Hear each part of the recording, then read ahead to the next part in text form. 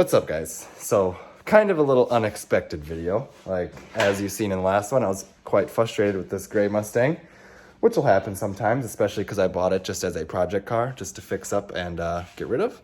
So, when you kind of start going over budget and things like that start happening, you know, you have to make a decision on what you're going to do, because financially, I don't want to break the bank on this one because I got the other one, the more important car.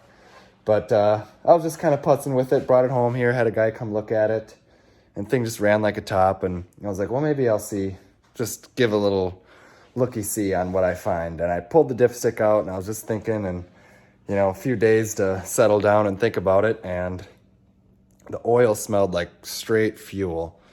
It's like, interesting. So I decided that I would drain the oil out, and there is a pile of fuel in this oil. And the reasoning, I assume, is either A, one of the injectors stuck open a little bit when I shut it off and it just leaked a bunch of fuel in, or it took it a little while to seat the rings because the motor was assembled for quite a long time and stored in a unclimate controlled environment. So sometimes that can cause a ring seat issue for a little while until you get everything dialed in. And then not to mention, I drove it around in the winter when it was very cold, and E85 doesn't like that, so it probably got a lot of moisture and everything anyway. But I'll give you a little looky-see at what the oil looks like here, and you can see that is all fuel on top of there. I mean, there's a lot of it.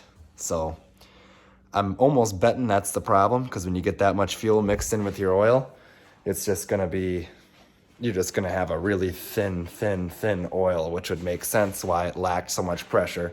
And even just opening up the new bottle of oil and seeing how thick it is compared to how that stuff was, there is quite the difference. And usually the fuel always sits on top. So if it's making it back down and it's just staying right on the top, that would explain it to me. I really hope it fixes it. That'd be super badass.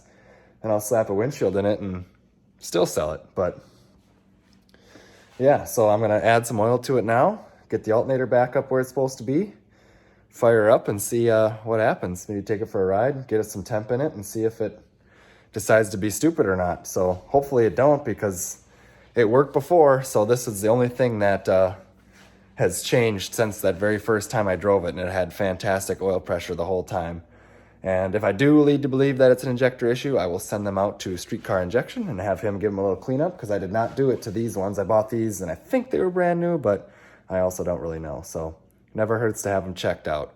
Otherwise, we got to dig into a little different issue, which I don't really know what that'd be. I don't think it'd be a ring seat thing because it don't smoke at all.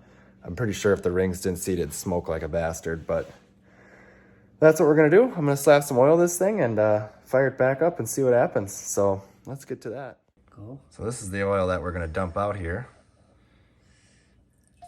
And that is straight liquid. There is not much viscosity to that right there. And there's probably a quart or two like that in there. So could have a fuel injector issue.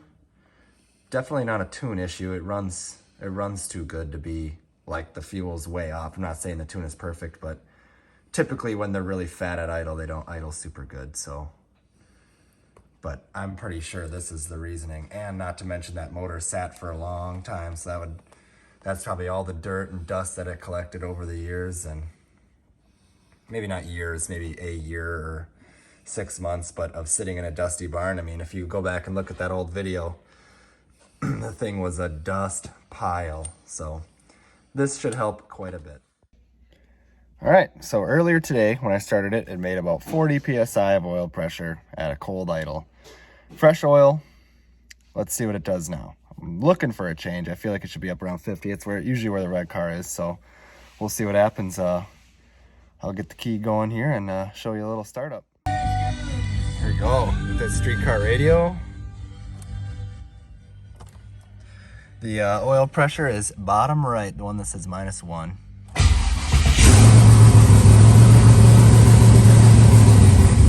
Oh yeah, 60 PSI. This thing is back.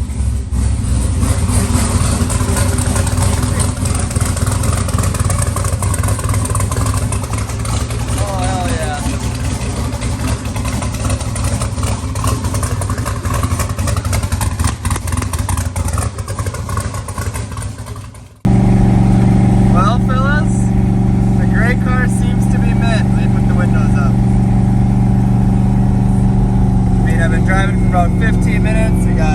72 psi oil pressure.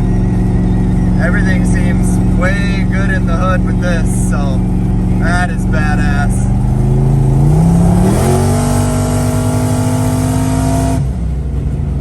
Fucking pulls hard.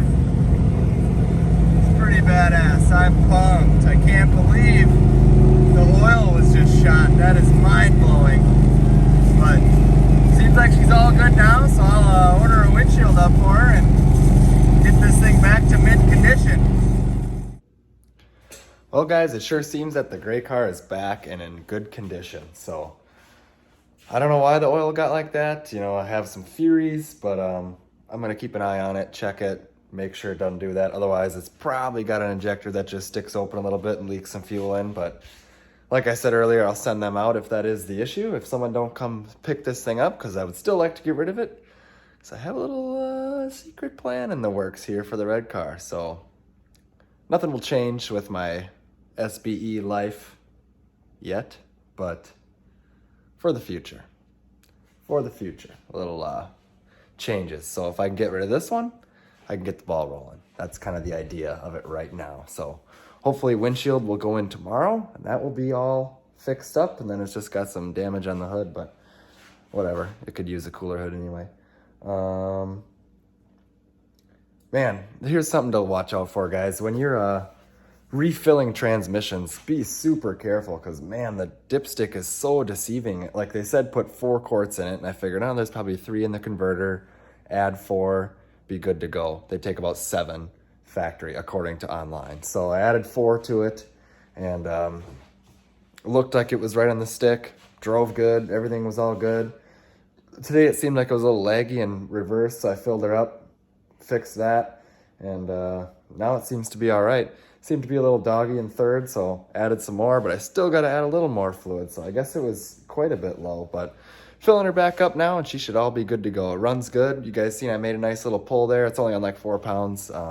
Still got to just do a little bit of street tuning on it just to get her perfect, but it runs pretty damn good for just winging some numbers in that file, because I haven't really driven it a whole lot, but I did put probably 20 miles today just putzing around, and oil pressure stayed about 70, go over 100 on pulls, sit at 45 at idle, so super stoked about that.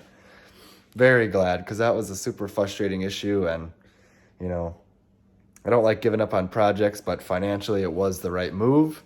And now that it seems to be good, it is time to get rid of it, because like I said, something new gonna happen here shortly, I hope. So that's gonna wrap this video up, guys. Have some people coming to look at this car, so it could be here, it could be gone. We'll find out. Otherwise, if not, when it gets a little warmer out again, it looks like it's gonna rain and be kind of chilly for the rest of the week, but I'll get it out and maybe do some videos and do a little street tuning on it and enjoy it just a little bit. So other than that, that's it. Don't forget to comment, like, and subscribe. Thanks for watching, everyone.